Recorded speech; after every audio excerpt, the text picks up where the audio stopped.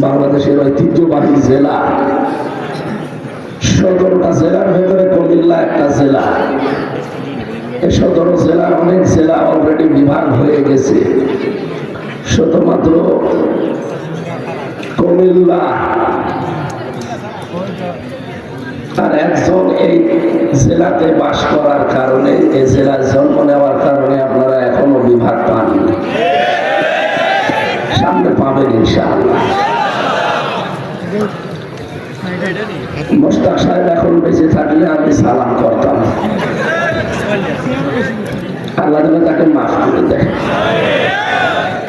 সে কাজের মতো কাজ করছি।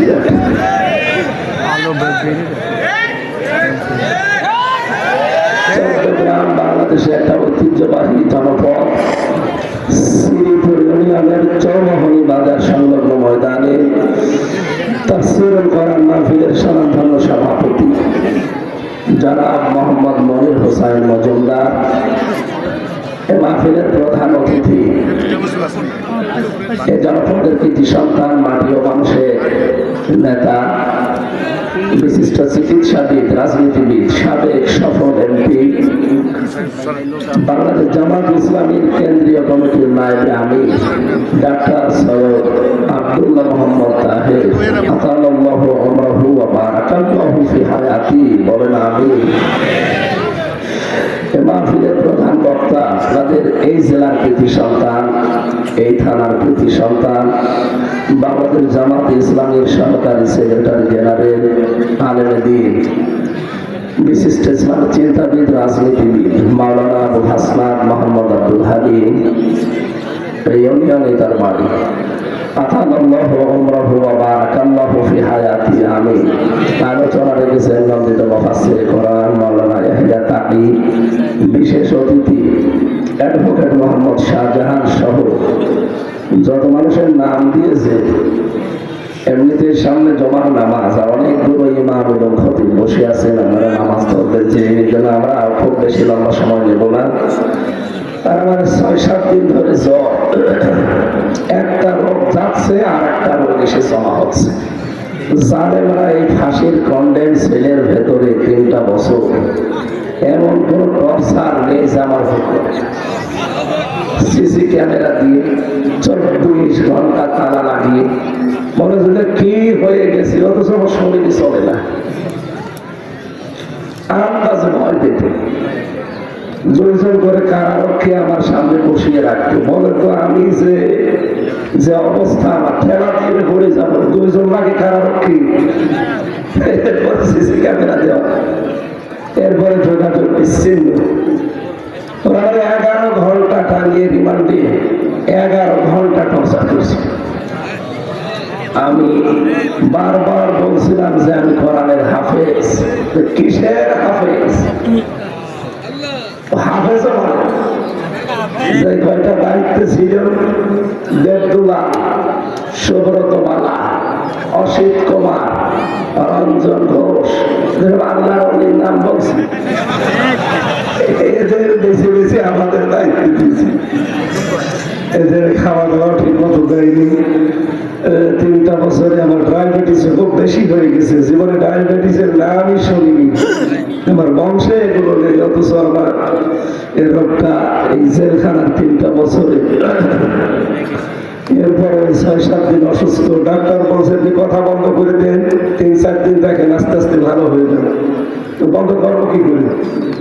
না আসলে তো আমরা নালিশ দেবেন ওনার কাছে, শেষে আমার রোগ নিয়ে চলে যাবে, ঝামেলায় আছে। যে কয়টা অনুষ্ঠান সামনে, আজকেও 2টা আছে। ফেনী জেলা জামাতের আমির একটা নিয়েছে, পরশুরামপুর ওখানে একজন নিয়েছে। এইগুলো এখন যদি বন্ধ করে দিচ্ছে যাবো না, বলে তো তারা অন্তত কমিটির লোক জনগণের কাছে মায়ের খাবে, যে ভণ্ডামি করে দাওয়াতি দেন।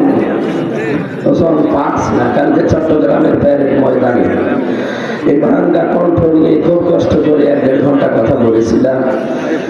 মনে করলাম যে গলা ঠিক হয়ে যাবে, কিন্তু না, হচ্ছে না। ভেতরে রগগুলো ফুলে গেছে, তো এখন কথা বন্ধ করে দিলে টোটাল আস্তে আস্তে ভালো হয়ে যেতাম। ঔষধ আর কত খাবো, ঔষধের পাওয়ার শেষ হয়ে যাচ্ছে আমার। মুসাফির অবস্থায় আছি এবং অসুস্থ অবস্থায় আছি এবং এখনো মাজলুম অবস্থায় আছে। কারণ আগে বাধা দিত কোরআনের অনুষ্ঠানে জালেমরা, এখন বাধা দিচ্ছে নামধারী কিছু মুনাফিক। সারা দেশে কিছু কম বেশি মুনাফিকরা মাথা চাড়া দিচ্ছে। এটা দেবে না ইনশাআল্লাহ আর সামনে। একটু দোয়া করে দেন আল্লাহ যেন ঘন্টা খানিক সময়ের জন্য ছেড়ে দেয়, বলে না আমি। মঞ্চে বসা ওলামায়ে-কেরাম, সামনে বসা মুসলমান ভাইরা, পর্দার আড়ালের সম্মানিত মা এবং বোনেরা, আপনাদের চাইতে মেয়েরা 2-3 ডবল বসে আছে। দিনের বেলা তো ওদের কাজ কাম নেই, এখন সব এসে বসে আছে। আমরা কথা বলবো কোরআন কারীম থেকে। নারী এবং পুরুষ সবার জন্য যেন আল্লাহ যথেষ্ট করে দেন। যে কোরআন শুনতে এসেছি, এই কোরআন আল্লাহ বর্ণনা করার জন্য দিয়েছেন চিন্তা মানুষদের সামনে। হাদা বায়ানুল লিন্নাস, এই বায়ান, এই বক্তব্য জীবিত মানুষদের সামনে হে নবী আপনি দেবেন। দুঃখজনক হলো সত্য, 15.5 বছর আমরা জীবিত মানুষদের সামনে কোরআন শুনতে পারি না, তাদেরকে শুনতেও দিতাম না। হ্যাঁ, যারা কোরআনে বাধা দিত আপনি দেখেন, তাদের বাবা মরিসাক আমারে ডাক দিয়ে বলবে হুজুর কোরআন পড়ে দেন। রিমান্ডে আমি একজন পেয়েছিলাম, মুসলমান, এই চট্টগ্রামে বাড়ি, এসপি। মুখের ভাষা এত খারাপ, মা না তালি তুলে গালি দিত আমাকে। শেষে মা মারা গেল। একদিন আমার এসে রাতের বেলা বলছে হুজুর মা মরে গেছে, কোরআন শরীফ পড়ে দেন। সন্তান, মা মরে গেছে, এখন কোরআন শরীফ পড়ে করবো কি? জীবিত থাকতে মানুষকে কোরআন শোনাতাম, তখন বাধা দিয়ে ধরে নিয়ে এসে আটকিয়ে রেখেছে। এখন আপনার মা মরে গেছে, এখন কোরআন পড়ে লাভ আছে? জীবিত থাকলে যদি পড়তে দিতেন তখন কাজ হতো। এই কথা বলছে না মা? 15.5 বছর আমাদের কণ্ঠনালীকে স্তব্ধ করে রেখেছিল একটা অজানা শক্তি। আল্লাহ সেই শক্তিকে দূর করে দিয়েছেন। 15টা বছর আমাদের বুকের উপর একটা পাথর চাপা দেওয়া ছিল, নিঃশ্বাস নিতেও পারতাম না। বিজ্ঞান প্রমাণ করছে হাদা বায়ানুল লিন্নাস খালাকাল ইনসান আল্লামাহুল বায়ান। এই সমস্ত আয়াতের তাফসীর করতে গিয়ে আমি আধুনিক বিজ্ঞান দেখেছি, এই যে আল্লামাহুল বায়ান, মানুষ কথা বলতে পারে। ডাক্তার সাহেব বসে আছে, আমাদের এই কণ্ঠনালীর ভেতরে 27টা স্তর আছে। 27টা ধাক্কা লাগার পরে একটা কথা তৈরি হবে। আশ্চর্যের বিষয়, দুনিয়া তৈরি হওয়ার পর থেকে হযরত আদম থেকে আজকের দিন পর্যন্ত, এখান থেকে কিয়ামত পর্যন্ত কারো কণ্ঠের কথা কারো কণ্ঠের সাথে মিলবে না। 26টা স্তর হয়তো ঠিক থাকতে পারে, 27 নম্বর স্তর শেষ করে যখন কথাটা বের হয় মুখের এই গহ্বর থেকে, মুমিনদের কাছ থেকে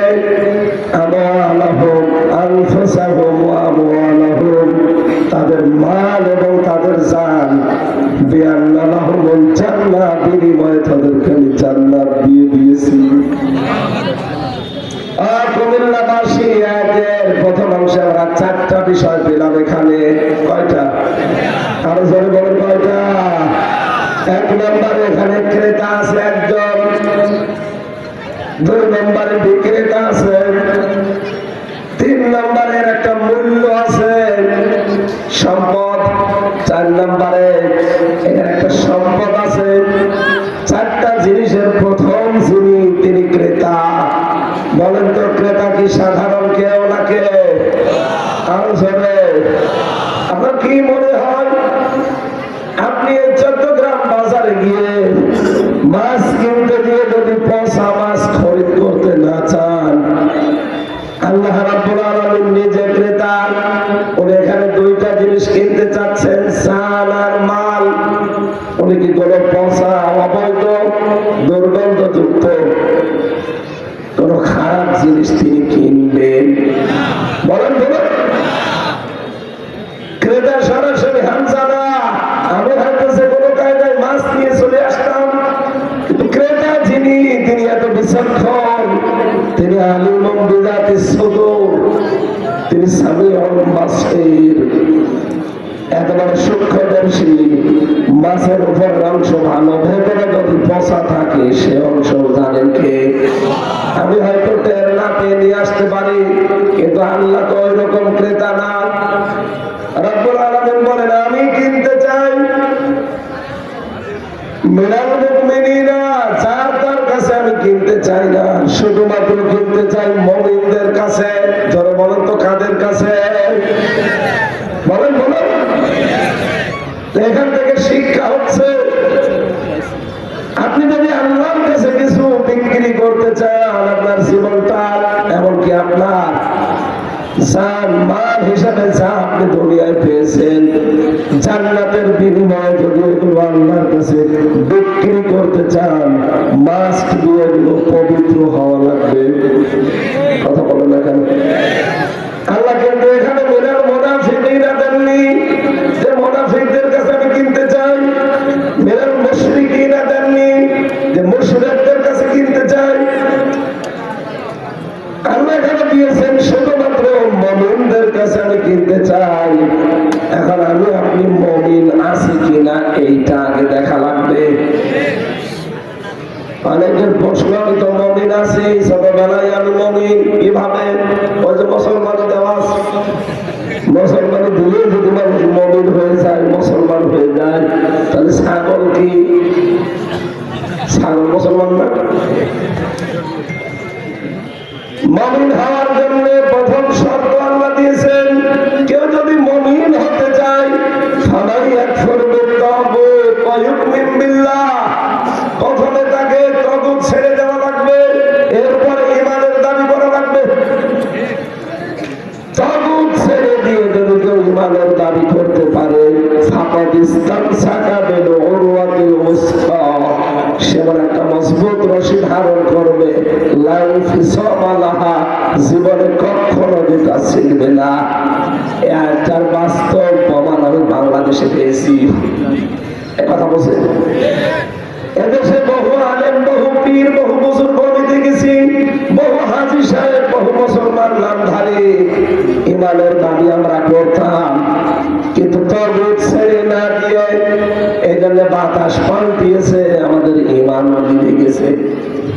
কথা বলে দেখেন, আপনি তাগুত ছেড়ে না দিয়ে ঈমান আনলে ঈমান টিকবে না, ঝড় আসলেই নিভে যাবে। কিন্তু যারা তাগুত ছেড়ে দিয়ে ঈমান এনেছে, আপনি দেখেন এই দেশে ডক্টর শফিকুল ইসলাম মাসুদ, আমি নিজে দেখেছি লোকটাকে 57 দিন রিমান্ডে, শিবিরের সাবেক সভাপতি দেলাওয়ার হোসেন, ওনাদের রিমান্ডে ছিল, আমার দায়িত্ব ওই শয়তানি ছিল, এই সঞ্জয়। এই লোকটা আমাকে বলছিলেন, দেলাওয়ারকে আমরা ফুটবলের মতো লাফিয়েছি, তার গরম করে লজ্জাস্থানে ঢুকিয়েছি, পুরো সঙ্গ নষ্ট হয়ে গেছে। পরবর্তীতে যদিও চিকিৎসার মাধ্যমে আল্লাহ আবার ফেরত দিয়েছে, 57 দিন তাকে রিমান্ডে নিয়েছিল এই যুবক মানুষটাকে। বলেন তো, এই যে দুইজনের নাম বললাম, তারা কিন্তু তাগুত ছেড়ে দিয়ে ঈমানের দাবি করত। কথা বলে না কেন? এখানে এত বড় ঝড় ঝাপটা যাওয়ার পরও তাদের ঈমান টলে নাই। এদেশে অনেক মানুষের ঈমান আমরা দেখেছি ঝড় আসা লাগে নাই, তাগুতের সাথে সম্পর্ক করে ঈমানের দাবি করত। এই জন্য ঝড় শুধু আসতে দেরি, এসেছে ঝড় সে চট্টগ্রামে 14 গ্রামে ওর বাতি নিভে গেছে। এরকম ঈমানদার দেশে ছিল না। জাতীয় মসজিদের খতিব সাবেকটা, এখন যেটা আছে কুমিল্লার, এইটা না, আগেরটা একেবারে জায়গা মতো বাড়ি গোপালগঞ্জ। কি ঈমান দেখেন তো, বাংলাদেশের ইতিহাস পাল্টিয়ে ফেলেছে লোকটা। পৃথিবীর ইতিহাসে আমি কোন দিন শুনিনি যে জাতীয় মসজিদের খতিব পালিয়ে যায়, অথচ লোকটা পালিয়ে গেল। ঈমান নিয়ে গেছিল, ঈমানের দাবি করত, কিন্তু তাগুতের সাথে সম্পর্ক রেখে, আরে ভাই তাগুতের সাথে সম্পর্ক রেখে ঈমানের দাবি করলো, ওটা টেকে না। আল্লাহ বলেন, কখনো তা ছেড়ে যাবে না যদি তাগুত ছেড়ে দিয়ে ইমানের দাবি করতে পারো। যে দল তাগুতের সাথে সম্পর্ক রেখে নৌকা মার্কা নিয়ে দাঁড়িয়েছিল, এখানে ঝড় আসতে দেরি, ওনার ইমান আমার মনে হয় আগে বিদায় নিতে দেরি হয়নি। যে লোকটার ইমানই নেই সে ইমামতি করতে পারে, এখানে পালিয়েছে। পরবর্তীতে ঝড় করে এসেছিল নেওয়ার জন্য, মুসল্লিরা জুতা দিয়ে পিটিয়েছে। পরের দিন দেখলাম ফেসবুকে স্ট্যাটাস দিয়েছে, জুতা আমারই মেরেছে কিন্তু আমার গায়ে লাগেনি। ওই শয়তান! আমি যেটা বলতে চাই আপনাদেরকে, আমাদের ঈমান আনা লাগবে তাগুত ছেড়ে দিয়ে, না তাগুতের সাথে। বলেন বলেন, তাগুত ছেড়ে দিয়ে ঈমান আনলে ঈমান কমবে না, নষ্ট হবে না। এজন্য আমরা মুমিন হতে চাই। মুমিন ছাড়া পৃথিবীর কারো সম্পদ, পৃথিবীর কারো জীবন আমার আল্লাহ কিনতে চান না। আমার আল্লাহর অর্থ দায় নেই। আল্লাহ বলে আমি কিনতে চাই, কিন্তু মুমিন হওয়া লাগবে। এক নম্বর, আমি তোমাদের কাছে কিনতে চেয়েছি তোমাদের মাল এবং তোমাদের জীবন। মাল মানে আমাদের যে সাবেক অর্থমন্ত্রী ছিল, অবৈধ, অবৈধ না একটা বলছে না, এই 15.5 বছরে যারা মন্ত্রী ছিল, এমপি ছিল, সবগুলো অবৈধ। আমরা তাদেরকে ভোট দেয়নি। সুতরাং তারা আজকের পোস্টারে লেখা দেখলাম, এখানে লেখা আছে সাবেক এমপি। উনিকে 3 বারের নাকি কথা বলে দেখা, উনি হচ্ছে এই 3 বারের আগে। সুতরাং এই 3 বার 15.5 বছরে যারা বিনা ভোটের এমপি হয়ে দিনের ভোট আদায় করে এখন দেবেন সাবেক এমপি, সাবেক মন্ত্রী, এটা জায়েজ নেই। আপনি এতটুকু দিতে পারেন সাবেক চোর, যা করেছেন আপনি তাই দিবেন। আরেকটু বেশি বানিয়ে দেবেন সাবেক ডাকাত, আপনার দিন গুজরাট স্টেশনে আরো বেড়ে গেল চোর ডাকাত, এখন বছর দেখা যাবে। কিন্তু সাবেক এমপি, সাবেক মন্ত্রী আপনি লিখতে পারেন, এটা জায়েজ নেই আপনার জন্য। এই জন্য সাবেক মন্ত্রী আমি তাকে বলি না। সাবেক যে চোর ছিল আবুল মাল, এখানে আল্লাহ যে মাল দিয়েছেন, এই মাল মানে জয় আবুল মাল নাকি, নাকি কদুল্লার কামাল, কলমাল, লোটাস কামাল, লোটাস কামাল না। এখন মাল এবার দেখান তাফসীরে আমি আমওয়াল বহু বছরের কাল, মালের বহু বছর আমি পড়েছি। তাফসীরের ভেতরে মাল 4 প্রকার হয়। এই 4 প্রকার মাল আমার আল্লাহ কিনতে চান। 1 নম্বরে মাল মানে সম্পদ। আর দুনিয়ার যত সম্পদ আছে, দুনিয়া কুল্লুহা মাতাউন ওয়া খায়রু মাতাউদ দুনিয়া ইমরাতুস সালিহা। পৃথিবীর সবকিছুর মাল সম্পদ, এর ভেতরে উত্তম সম্পদ হচ্ছে আল্লাহওয়ালা মেয়ে মানুষ। যেহেতু আপনাদের চাইতে 3 গুণ বেশি তারা বসে আছে, এই জন্য পয়েন্টটা বলছি। সম্মানিত মা বোন যারা এসেছেন, আপনাকে যদি সম্পদ হতে হয়, আল্লাহ পাক যদি আপনাকে পছন্দ করে, আপনাকে কিনতে চায় জান্নাতের বিনিময়ে, মাস্ট বি আপনার ভেতরে দুনিয়ায় 4টা গুণ থাকতে হবে। কমুল্লার মেয়েরা শুধু নামাজ পড়া, রোজা রাখা, কালো বোরকা পরা ইবাদত না। নবী বলেন ইদা নাযারা ইলাইহা সাররাতুহু, যখন তোমার স্বামী তোমার দিকে তাকাবে বাইরে থেকে এসে, তখন তাকে আনন্দ দেবে। এটা নেককার এবং উত্তম সম্পদের প্রথম গুণ। আমাদের মেয়েদের ভেতরে আজ এইটা অনেক মেয়ের ভেতরে নেই। এই জন্য অনেক পুরুষ মানুষ পরকীয়া প্রেম করে। স্বামীর সম্পদ গুলো, স্বামীর সন্তান এবং স্বামীর ইজ্জত আবরু সম্ভ্রম আল্লাহ তার কাছে আমানত রেখেছেন, এগুলো সে সংরক্ষণ করে, বাঁচিয়ে রাখে। আজকে আপনি পেপার খোলেন, স্বামী বাইরে এত কষ্ট করে পরিশ্রম করে কাজ করছে, টাকা পাঠাচ্ছে, স্ত্রী এই টাকাগুলো দিয়ে বাইরে এমন এমন জায়গায় লাইন করে তার প্রেমিককে এই টাকা পয়সা দিয়ে স্বামীর খেয়ানত করছে। আপনি নামাজ পড়েন, রোজা রাখেন, হজ করে আসেন, তাহাজ্জুদ পড়েন, কিছুতে আপনি নেককার হতে পারবেন না। স্বামীর সম্পদ এবং স্বামীর যে ইজ্জত আবরু সম্ভ্রম রেখে গেছে আপনার কাছে, এটা যদি সঠিকভাবে রাখতে না পারে, এই জন্য আমরা যারা বিয়ের আগে অনেকে প্রেম করে, এটা খামেন ভাই, বিয়ের আগে প্রেম করলে সংসার টেকে না, 100টার প্রায় 98টা টেকে না। বিয়ের পরে যারা প্রেম করে তাদের প্রেম পবিত্র এবং টিকে থাকে। এর প্রমাণ গত পরশু দিনে যে মিডিয়া মোতাহার ভাই বিয়ের মাত্র 14 দিন পরে ছেলে গিয়েছিল, ওনার আমার সাথে ছেড়েছিল ঠাকুরগাঁও বাড়ি, 16 বছর পরে লোকটা বের হয়েছে, এসে দেখে যেভাবে রেখেছে স্ত্রী ওইভাবে আছে। এদের প্রেমটা বিয়ের আগের না, বিয়ের পরে, যদিও 14 দিনে। কয় দিনে বলেন বলেন? এখানে যারা প্রেম আছেন, প্রেম করা জায়েজ আছে, কিন্তু বিয়ের পরে, আগে না পরে। ওনার মতো বিয়ের পরে প্রেম করেন, প্রমাণ দেন, আপনার বউটা নিরাপদে থাকবে। এখানে স্বামী বাইরে গেলে স্বামীর ইজ্জত আবরু সন্তান সম্পদ এগুলো হেফাজতের দায়িত্ব নেককার মহিলা। 3 নাম্বারটা, এইটা বলার জন্য হাদিসটা পড়েছি। মেয়েরা যারা এসেছেন বিভিন্ন জায়গায় কান খাড়া করেন, রব্বুল আলামিনের নবী বলেন তুইনু আলা দীনি সাওদাতিহা, নেককার মহিলা আল্লাহওয়ালা মেয়ে মানুষ তো ওইটা, তার স্বামী যখন দিনের কাজ করে, একামতে দিনের কাজ অথবা মানবতার খেদমত করে, স্বামীকে পেছন দরজা দিয়ে তখন উদ্বুদ্ধ করে, সময় দেয়, সাপোর্ট দেয়, উৎসাহ দেয়, এরকম মহিলা দেশে কম না বেশি? কম নেই। আর চট্টগ্রাম বিভাগের মেয়েরা, কুমিল্লার চট্টগ্রামের মেয়েরা, আল্লাহর কসম করে বলছি, স্বামী যদি দিনের কাছে থাকে, ইসলামের কাছে থাকে, মানবতার কাছে থাকে, আপনি তাকে সাপোর্ট দেবেন, সময় দেবেন, পেছন দরজা দিয়ে তাকে উৎসাহ দেবেন।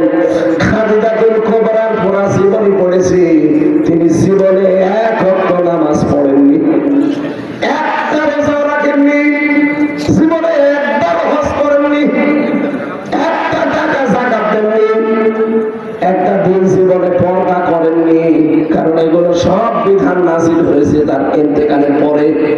কিন্তু খাদিজাতুল কুবরার জন্য আল্লাহ নিজে জান্নাতে ঘর বানিয়ে সুসংবাদ পাঠিয়েছেন। একটাই মাত্র কারণ, তার স্বামীর জন্য তিনি সব উজাড় করে দিয়েছিলেন। যতক্ষণ স্বামী দিনের কাছে বাইরে থাকতো, রাতের বেলা খাদিজা ঘুমাতো না, দরজার সাথে হেলান দিয়ে ঘুম লাগিয়ে পিঠ লাগিয়ে ঘুমিয়ে পড়তো, তাও বিছানায় যেত না।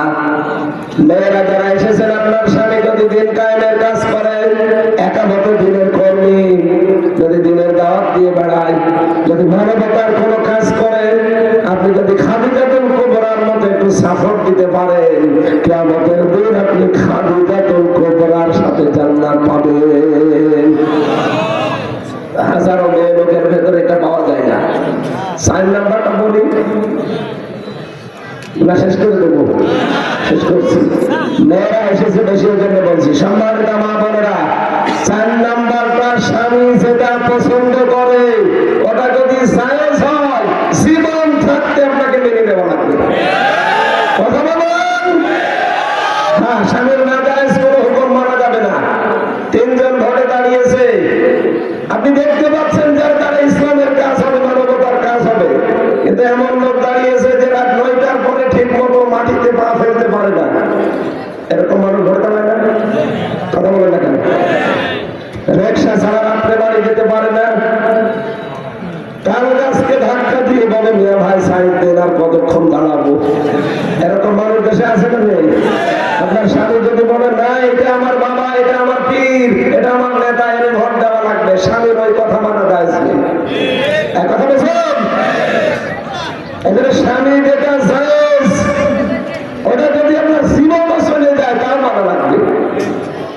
আমি নিজে স্বামী, এখানে আমার 2 পাশে 2 স্বামী বসে আছে, যত স্বামী আমরা আছি এখানে, শুধু এই 5,000 2,000 মানুষ না, এখন আমার সামনে 18 কোটি মানুষ, এদের রেকর্ড হচ্ছে। সারা দেশের সব স্বামীর পক্ষ থেকে আমি হামজা বলছি, আমার মন থেকে বলছি, দায়িত্ব নিয়ে আপনারা সাপোর্ট দেবেন। প্রত্যেকটা স্বামী আমরা চাই বিয়ের পরে আমার মা বাবা আমার সাথে থাকবে।